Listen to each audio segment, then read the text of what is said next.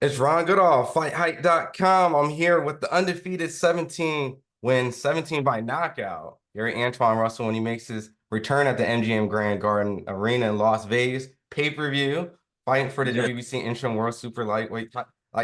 Yeah, super lightweight title. How does that sound? Like just materializing all that stuff, man. Just Uh, it sound how it's supposed to sound, prestigious. mhm. I worked up to this point and I always looked at this level of being a pit stop. You know, um, just like runners that's doing cross country, they got to make a pit stop, grab a cup of water, and they keep on going to the next. I want to be undisputed. I'm going after Devin Haney. I'm going after Matias. I'm going after Teofimo Lopez. But right now, I got to deal with this in front of me. So the words is like music to my ears. But we gonna make sure that we stay focused, tunnel vision. And we're gonna get through this guy. I've been covering you for a long time, since like the Yeah, Barclays days, and your resume from now to this fight, like I mean, Santiago, who took Broner to the distance, you got him out, like in six. Victor Postal, you got him out. Barthélemy, you got him out. Kent Cruz, undefeated, you got him out. Is it safe to assume, right? Because I know you don't look for the knockout, but is it safe to assume that Alberto Puello might fall victim of just like all the other guys that you've been in the ring with? yeah, it's safe to assume that. Definitely, it's definitely safe to assume that. You know, um, I'm not saying that I got vengeance against him or something like that because we never had any confrontational situation or anything like that. I just look at him as a person that's in my way. I'm headed to a destination right now and certain things that I gotta do and go through in order to get there. And right now, Alberto Puello, he's one of the obstacles that's in my way that stop me from getting to my destination. That's it. That's all. You, You you know, know, there's a big storyline in boxing, right? what's that? There's fighters who are quote unquote clean, and then there's fighters who fail drug tests, right? And so, in a sense, we've seen cases of fighters who've beaten like Oscar and Fernando Vargas, and then we've also seen cases like Devin losing to Ryan Garcia, who's right now currently fighting his battle of the failed test. Roberto Puello is a fighter who has failed a test, getting ready to fight Rolly. Is this I'm one aware. of those is this one of those type of fights where you're kind of going to show like it's more of the skills than whatever the naysayers or whatever the storylines of the narratives of that? That's what it would have to come to be honest. Because if it's proven in his history that he's juicing and doing certain things that's turning up in his tests, am I safe to assume that it might be the same up and coming, knowing that this is a title what's that, a title interim slash Hmm. type of bout? This is gonna catapult either me or him.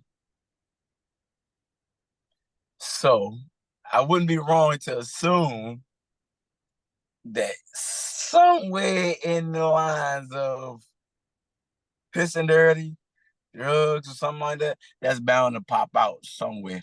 Hopefully it don't. But even if he was to, it doesn't heighten your skill level. What it does heighten is the ability to take beatings, makes you more stronger, and it give you an endurance that you didn't have before. As far as skill set, it don't change your skill set. Hmm. It don't make you fight different as far as skill wise.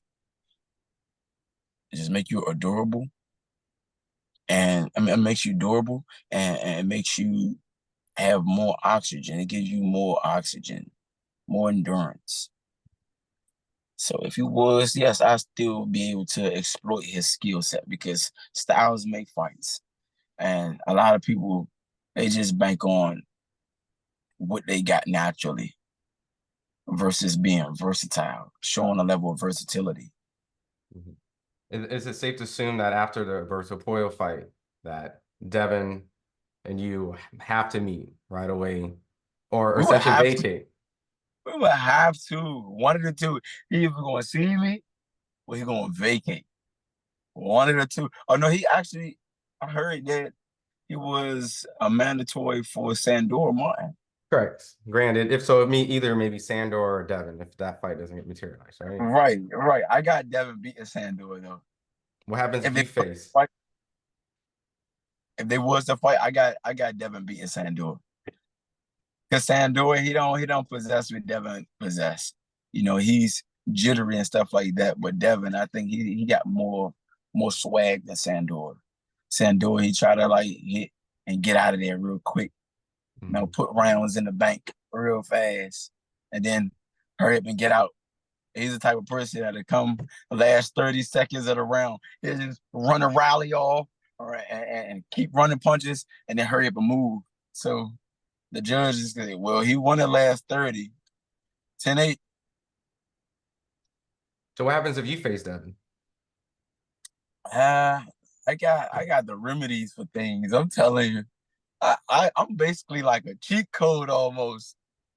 I know I done been up against fighters like Devin Haney. I done been up against fighters that's just like brute strength, that's just relying on their power. And I done fought fighters that are long and rangy. Majority of my fights was with long and rangy opponents. So it's kind of like it wouldn't be nothing out of the norm.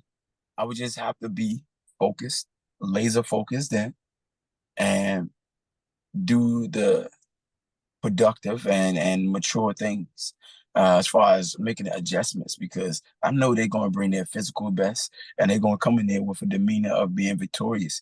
Everyone does. But Mike Tyson said it best. Everyone got a plan to take a punch in the face.